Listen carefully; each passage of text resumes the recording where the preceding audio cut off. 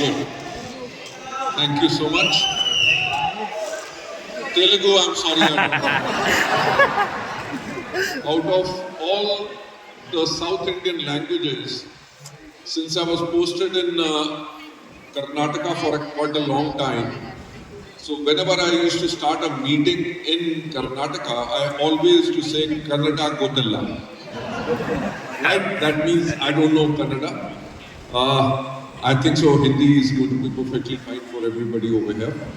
और मैं आप सबका धन्यवाद देना चाहूँगा यहाँ पे आने के लिए। थैंक्स अ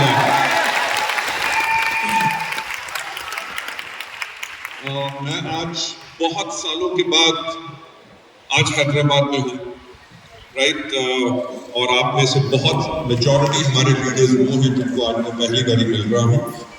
मैं फॉर एवरीबडी ओवर हियर जो आज इस हॉल में हैं और जो कल अवार्ड फंक्शन में भी थे, मैं आप सबका अपने दिल से थैंक्स कहना चाहूँगा for being here.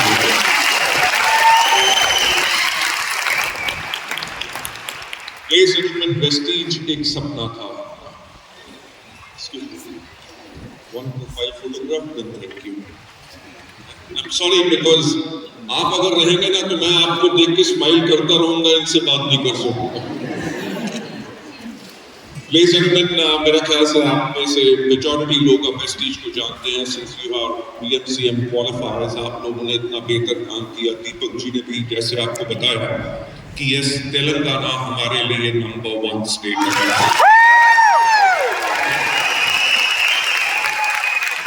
Ladies and gentlemen, अगर एक चीज जो मैं हमेशा कहता हूं कि सोचने की हिम्मत करो, राइट? यू नो, तेलंगाना वो स्टेट थी जिसके अंदर डायरेक्ट सेलिंग के ऊपर सबसे ज्यादा रिस्ट्रिक्शंस थी, राइट? सबसे ज्यादा रिस्ट्रिक्शंस थी। इस इंडस्ट्री को बुरा माना जाता था। सोचा यही जाता था कि ये इंडस्ट्री लोगों को धोखा देती है, लोग पैसा नहीं कमा सकते, अपनी लाइफ को चेंज नहीं कर सकते, और उनके साथ कंपनियां या लीडर धोखा करते हैं। जहां पे गवर्नमेंट का इतना ओपिनियन था या मार्केट का भी ओपिनियन था, hats off to all of you over here, इन्होंने इस ओपिनियन को चेंज किया।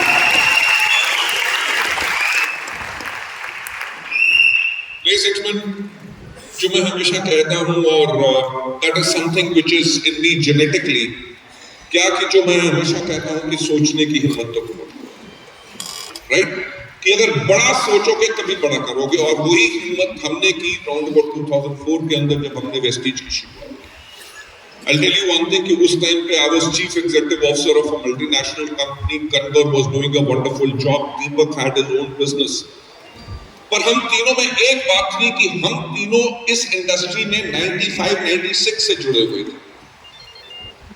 जब इंडस्ट्री को इस इंडिया में कोई नहीं जानता था, हम वो लोग थे जिन्होंने लोगों के घर में जा जाके, वी वर प्रोफेशनल्स, हम एक कंपनी में काम कर रहे थे, अलग अलग कंपनीज में। We met together in 2001। पर हम वो लोग हैं जब लोगों को मार्केटिंग प्लान समझ नहीं आता था, हमने लोगों के घर में जा जाके 1-to-1 हजारों मीटिंग्स की, हजारों होम मीटिंग्स की, हजारों हमने स्टेज के ऊपर खड़े होकर प्लान प्रेजेंटेशन की, प्रोडक्ट की डेमोन्स्ट्रेशन की, जहां पे लोगों को विश्वास नहीं था कि ये इंडस्ट्री में लोग सफल हो सकते हैं। तब हमने लोगों को सफल बनाया। पर हम लोगों की सोच बिल्कुल अलग थी। क्यों अलग थी? वो इसलिए अलग थी क्योंकि हम लोग ग्रास रूट्स के साथ जुड़े हुए थे।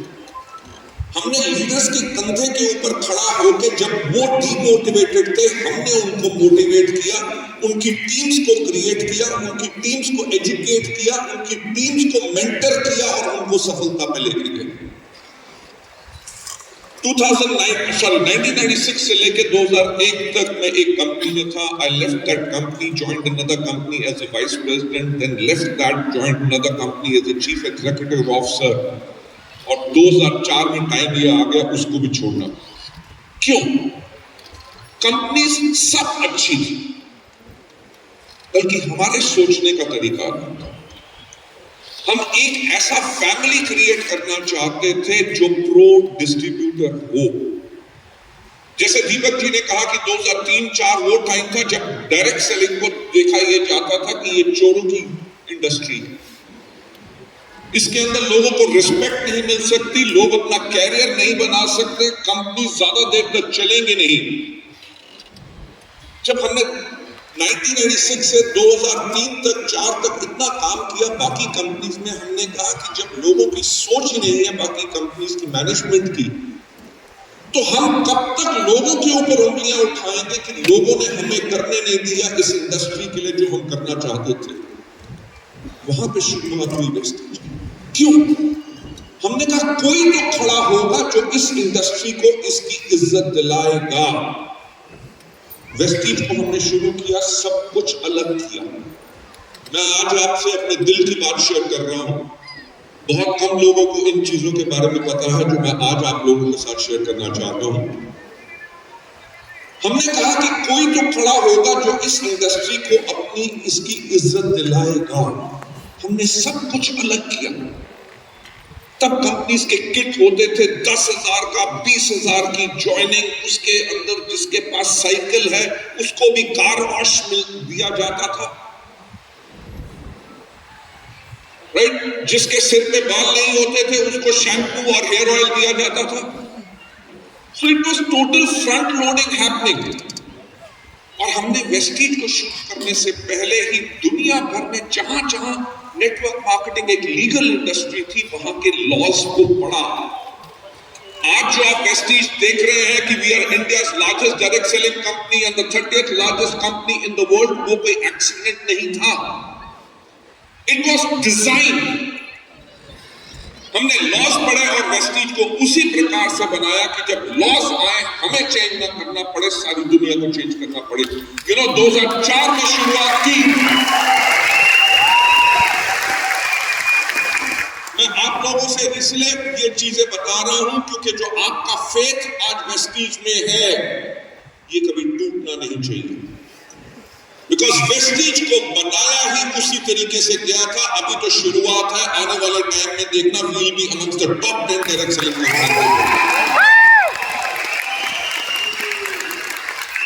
लेडीज एंड जेंटलमैन, 2004 में हमने शुरुआत की। इंडिया में गाइडलाइंस आई 2016 में, यानी कि 12 साल के बाद।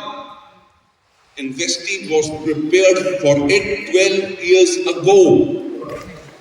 2016 में बाकी कंपनीज ने अपने आप को चेंज किया पर वेस्टीज ने अपने आप को चेंज नहीं किया, because we were adhering to the laws जो वर्ल्ड ओवर डायरेक्ट सेलिंग के अंदर है, जो एथिकल डायरेक्ट सेलिंग को प्रमोट करते हैं।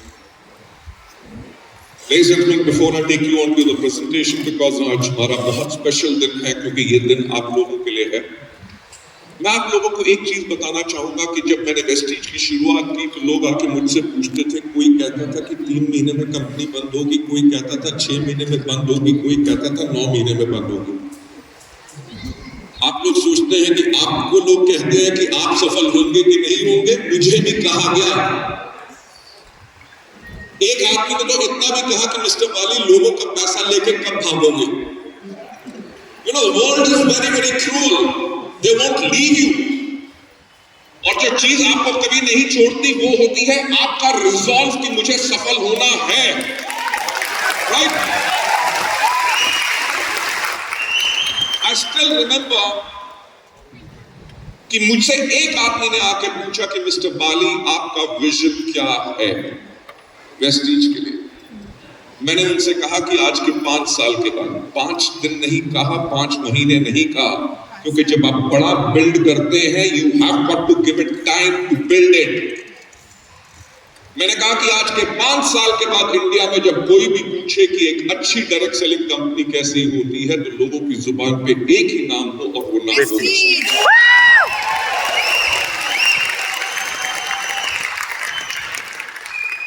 मैंने कहा कि आज के 5 साल के बाद जब कोई पूछे कि मार्केटिंग प्लान कैसा होना चाहिए, प्रोडक्ट्स कैसे होने चाहिए, मैनेजमेंट कैसी होनी चाहिए, एजुकेशन सिस्टम कैसा होना चाहिए, तो लोगों की जुबान में एक ही नाम हो और वो नाम हो वेस्टीज।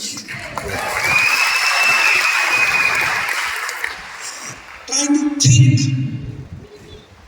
जब हम नंबर 1 बनना चाहते थे, जैसे आप अपनी हायर इनकम पे जाना चाहते हो, सिर्फ एक सोचने से कुछ नहीं होगा। उसके अंदर बहुत कंपोनेंट्स होते हैं जिन चीजों पे काम करना पड़ता है, जैसे हमने मैनेजमेंट से लेके मार्केटिंग प्लान से लेके प्रोडक्ट से लेके एजुकेशन सिस्टम के ऊपर काम किया। और last but not the least मैंने उस आदमी को ये कहा कि जब 5 साल के बाद इंडिया में पूछा जाए कि लीडर्स कैसे होने चाहिए, तो पूरी दुनिया एक काम कहे कि वेस्टीज के लीडर्स।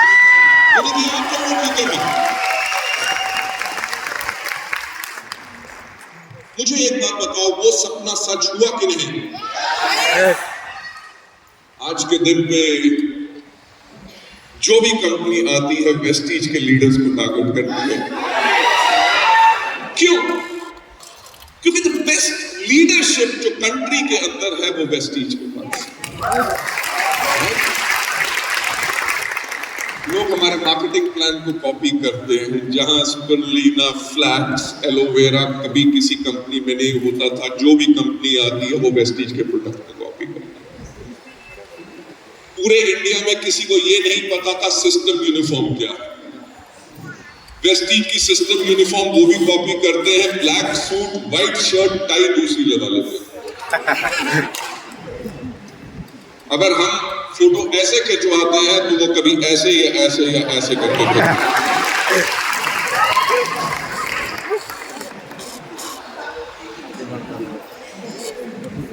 तो मैं आप लोगों से जो बात करना चाहता हूं, thanks to our entire leadership over here, thanks a lot. आज अगर वेस्टीज इंडिया में number 1 Indian direct selling company है, वो मेरे करके नहीं है, वो आप लोगों के।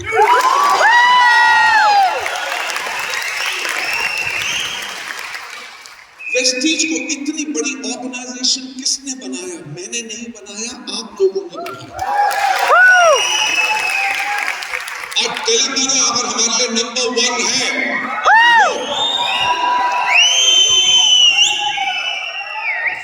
और लोग हजारों की तादाद में वेस्टीज के अंदर ज्वाइन करते हैं और मानते हैं वेस्टीज एक अच्छी कंपनी है। वो विश्वास उनके पास कहां से आया?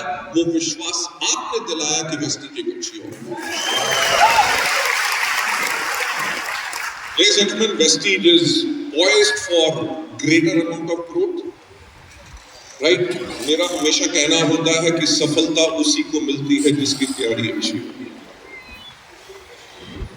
Before I take you on to the presentation जो मैं आप लोगों के लिए करना चाहता हूँ, मैं कुछ आपसे और बात बताना चाहूँगा so that you can understand आप किस फैमिली के अंदर हैं। जब हमें 7 साल हुए, I hope I have the time, पक्का? कोई शॉर्टकट तो नहीं मार रहा? Okay, good. Because I have come to, I think so, Hyderabad after a gap of 8 या 9 साल के बाद। तो आज पहली बार आप लोगों से मिल रहा हूं तो दिल से बात करने का मेरा दिल कर रहा है। आज जो आपको टाइम मिला है, जो मैं आपसे बात करना चाहता हूं, आपका फेथ लेवल इतना हाई वेस्टीज के अंदर अभी भी है, I don't have any doubt about it, but आपका फेथ लेवल और ज्यादा हाई जाएगा because you are with a company which is absolutely different as compared to any other. जब हमने वेस्टीज को शुरू किया, हमने बिल्ड करना शुरू किया, we did all the right things. हर एक चीज में एक ही बात सोची कि हमारे डिस्ट्रीब्यूटर्स को कैसे फायदा हो। हमने अपना फायदा नहीं देखा और आज के दिन में भी नहीं देखा। इट इज जो हमारा विजन कहता है to help people live a life of economic independence and that too on their own terms, कि हम लोगों की मदद करें कि लोग आर्थिक आजादी के साथ जी सकें, वो भी अपनी शर्त। जब हमें 2007 हुए, 7 साल कंप्लीट हुए, the year was 2011, I still remember 2011 के अंदर 7 साल हुए, तब एक प्रॉब्लम इंडिया में थी कि सब लोग कहते थे कि शायद डायरेक्ट सेलिंग इंडिया से बैन हो जाए। Government was against it because nobody could understand कि डायरेक्ट सेलिंग क्या है। इतने फ्रॉड होते थे कि गवर्नमेंट वाज आल्सो थिंकिंग कि इसको बैन कर दिया जाए। हमने तब एक किताब निकाली जो आपको भी आज के दिन पे भी हमारे सेंटर्स में मिल जाएगी, कॉल्ड हेयर टू इटर्निटी, कि 2011 में हमने लोगों से वायदा किया कि अब से लेके अंत काल तक वेस्टीज रहेगी। That was the confidence.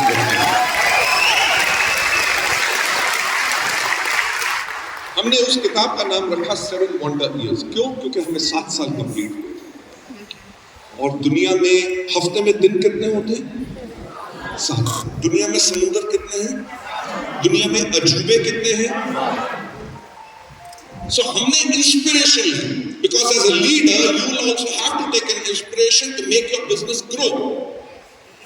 हमने 2011 में इंस्पिरेशन ली किससे? ताजमहल, जो इंडिया में one of the 7 wonders of the world है। हमने सबसे पहले इंस्पिरेशन ताजमहल से क्या ली कि ताजमहल को बनने में कितने साल लगे थे? 22 साल। आज चीज स्टार्ट करो और उसको कंप्लीट करने में 22 साल लगेंगे। Majority of the people do not have the patience और द परसिवरेंस। हमने पहली इंस्पिरेशन क्या ली कि सोचने की हिम्मत तो करो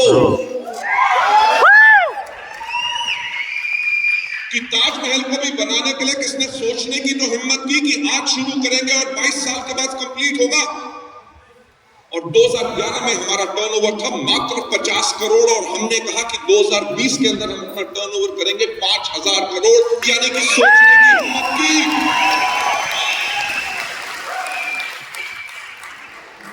दूसरा, ताजमहल को बनाने में 20,000 मजदूरों ने 22 साल काम किया। अलग अलग प्रांत से, अलग अलग भाषा, अलग अलग रिलीजन, अलग अलग टैलेंट, पर सबने मिलकर काम किया किसके लिए? ताज को क्रिएट करने के लिए, यानी कि one of the biggest examples of team work. हमने कहा हम वेस्टीज के अंदर कोई रिलीजन का भेदभाव नहीं रखेंगे, ना एजुकेशन का, ना जात का, ना किसी चीज का। हम एक ही चीज के ऊपर काम करेंगे कि लोगों की लाइफ को कैसे चेंज किया जाए।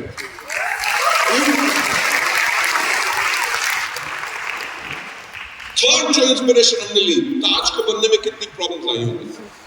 नदी के किनारे है, कभी फ्लड आ गया, कभी कुछ हो गया, फाउंडेशन में पानी जा सकता है, आर्किटेक्चरल डिजाइन में प्रॉब्लम हो सकती है, पर सबने मिलकर काम किया ताकि प्रोजेक्ट कंप्लीट हो। उससे इंस्पिरेशन क्या है? Perseverance and persistence. हमने कहा कि 2011 में जो हमने कहा है कि हम 5000 करोड़ का टर्नओवर करेंगे, उसमें मुश्किल बहुत आएगी, बल्कि हम परसिवेयर करेंगे और प्रोसेस करेंगे। और मैं आपको बताना चाहूंगा 2011 में जो हमने स्टार्ट किया अपने आप को बदलना, और बदलना किस चीज के लिए? Before I take you further ahead, I think so I am taking too much time. Okay, मैं आप लोगों को एक और बताना चाहूंगा, 2011 में जब हमने 2020 के लिए काम करना शुरू किया तो हमने उस टाइम पे देखा क्या कि 2020 में इंडिया की 70% जो पॉपुलेशन है उसकी एज 35 से कम होगी। आज अगर वेस्टी नंबर 1 बनी, कोई एक्सीडेंट से नहीं बनी। हमने 10 साल पहले देख लिया था कि इंडिया कैसा होगा, और 2020 में जब 70% पॉपुलेशन इंडिया की 35 साल से कम होगी तो यंगस्टर्स को क्या चाहिए? वो किस तरह से काम करेंगे, किस तरह से टेक्नोलॉजी को इस्तेमाल करेंगे, किस तरह के प्रोडक्ट्स चाहिए होंगे, कैसे उनको हम रिक्रूट कर सकते हैं, कैसे एनकरेज कर सकते हैं, कैसे अट्रैक्ट कर सकते हैं। हमने अपने आप को चेंज किया। You know, you are fortunate कि Prestige management is so visionary. उस टाइम पे मैं आपको एक और चीज बताना चाहूंगा, उन 7 सालों में कंपनी का क्यूमुलेटिव एवरेज ग्रोथ रेट 135% था। यानी कि every year company was doing 100% plus business. इतना सक्सेसफुल बिजनेस मॉडल हो और उसको चेंज करने का कोई सोचे? क्यों? क्योंकि हमने उस टाइम पे देखा हमारे जो डिस्ट्रीब्यूटर्स थे वो डॉक्टर पेशेंट गेम में थे। प्रोडक्ट्स वर सो इफेक्टिव और they still are. They used to give it to people. लोगों को देते थे, लोग कहते थे मेरी ये प्रॉब्लम ठीक होगी, वो प्रॉब्लम ठीक होगी, वो प्रॉब्लम ठीक होगी। तो हमारे सारे जो डिस्ट्रीब्यूटर्स और लीडर्स क्या थे, कहीं पे भी जाते थे, किसी से पूछते थे आपको कोई बीमारी है, वो कहता था नहीं, कहता किसी काम का नहीं। राइट? So we said कि अगर 2020 में 70% of the Indian population is going to be below the age of 35 और उनको अगर लगेगा कि वेस्टीज के प्रोडक्ट्स उन लोगों के लिए हैं जिनकी उम्र 50 साल से ज्यादा है, तो 2020 में हमारा बिजनेस ऊपर जाएगा कि नीचे जाएगा? So we started changing our business. हमने अपनी पैकेजिंग चेंज की, उसके ऊपर यंगस्टर्स का फेस डाला, अपनी वेबसाइट चेंज की, अपने प्रोडक्ट कैटलॉग्स चेंज किए। हमने we became the first company to launch a mobile application. First company in India to launch a mobile application for the market. हमने स्किन फॉर्मूला 9 लॉन्च किया, Trueman launch किया, mister love मिलान launch किया, youth icon launch किया, women empowerment programmes launch किए। Perseverance और persistence की अगर बात करें, 2011 में जब हमने ग्रोथ करनी शुरू की, 2014 में हमारे आए करंट माननीय प्रधानमंत्री श्री नरेंद्र मोदी जी, और उन्होंने कहा मेक इन इंडिया। हमारी इंटायर एश्योर कैटेगरी मिलिट ग्रुप ऑफ जापान के थाईलैंड में बैंकॉक के प्लांट्स में मैन्युफैक्चर होकर इंडिया आती थी। All those imports stop. Raw material आना बंद हो गया बाहर से imported, because registration process became very very tough. Persistence and perseverance, business. हमने 2 महीने में अपना इनोवेशन सेंटर खोला और 4 महीने के अंदर फिर से प्रोडक्ट्स हमने इंडिया में मेक इन इंडिया करके भी लॉन्च किया।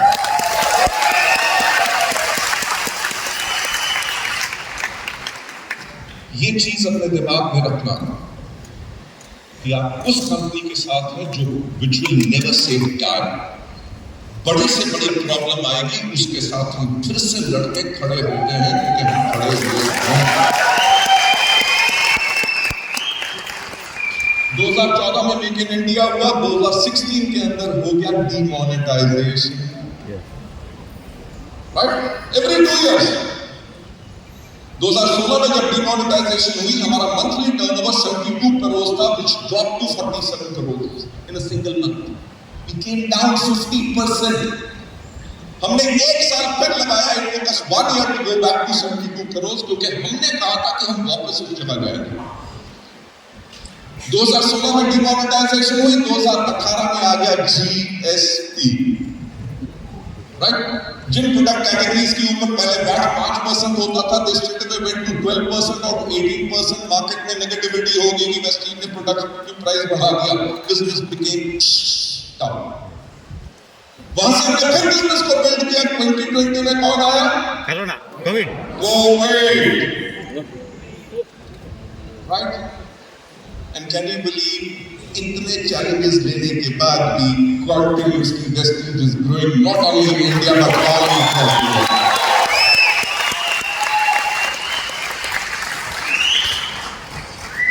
Ladies and gentlemen, that was our past journey.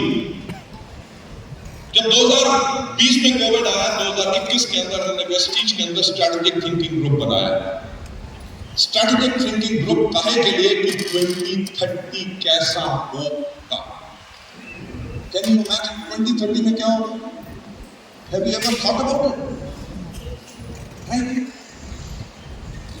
Covid ने क्या किया? ऑनलाइन शॉपिंग को बहुत बढ़ा दिया। लोग पेटीएम और ऑल दीज थिंग्स इस्तेमाल कर रहे हैं।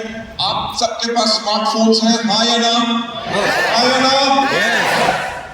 फोन्स ने क्या किया? आपकी टॉर्च को खत्म कर दिया, आपकी घड़ी को खत्म कर दिया, आपके अलार्म क्लॉक को खत्म कर दिया, आपके कैलकुलेटर को खत्म कर दिया, आपके ईमेल्स ने आपके पोस्टमैन को खत्म कर दिया, आपके record player, CD player, camera सबको खत्म कर दिया। yes. Right? You look at so many things जो मोबाइल ने चेंज कर दी हैं। आज के दिन में 5G स्पीड है, 2030 के अंदर कम से कम 6G या 7G होगा। और तब क्या होगा? जब इतनी फास्ट स्पीड होगी, world will be so digitalised. जब आप किसी से वीडियो कॉल करेंगे तो कोई व्यक्ति अंदर से बाहर निकलेगा, आपको एक किस करेगा और अंदर चला जाएगा। I know it for sure। तो जब भी मैं किसकी बात करता हूँ, लोग बहुत खुश होते हैं। Be careful, हो सकता है वो अंदर से बाहर निकले, आपको एक थप्पड़ मारे और अंदर चला जाए।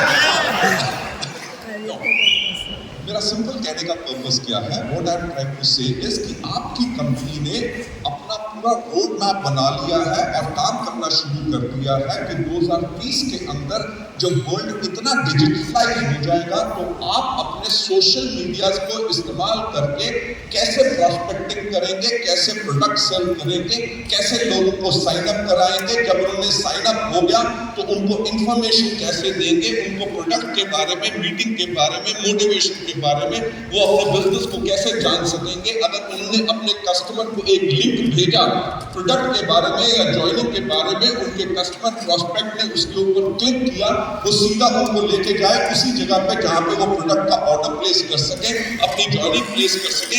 प्रोडक्ट का ऑर्डर जब गया, वो प्रोडक्ट का ऑर्डर सीधा कंपनी के वेयर हाउस में जाए और कंपनी के वेयर हाउस में सीधा 48 आवर्स के अंदर उनके पास डिलीवर हो जाए और पीवी आपके अकाउंट में।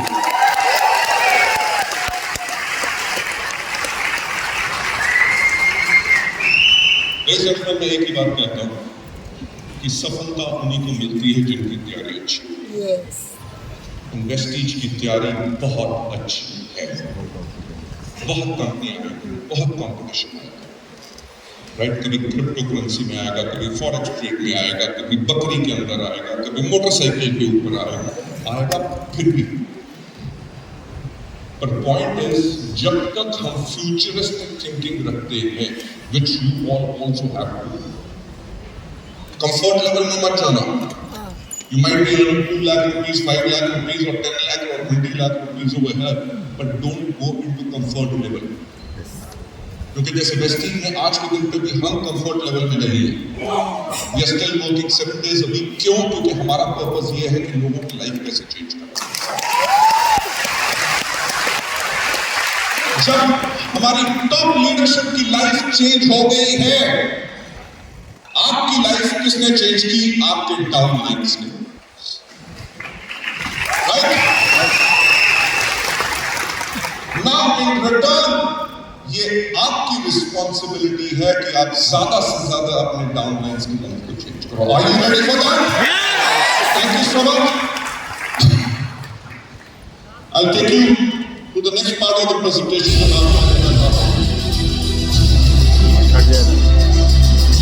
कट जाए ना